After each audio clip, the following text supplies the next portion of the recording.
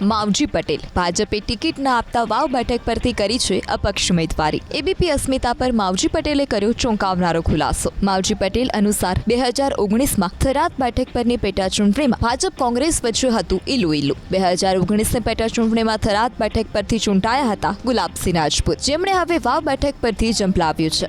જે લોકોએ અગાઉમાં આ જે માણસોએ જે હકીકતમાં ક્યાંક મદદો કરી હશે એની ચિંતા કરે છે એવા પ્રશ્ન છે કે જે લોકોએ વોટ આપીને ક્યાંક કોકને પાછળને બાયણેથી મદદ કરી હોય અને હવે કહે છે કે એને મદદ કરતો મત અને જીતી જશે તો તમારું શું થશે એની વાત છે।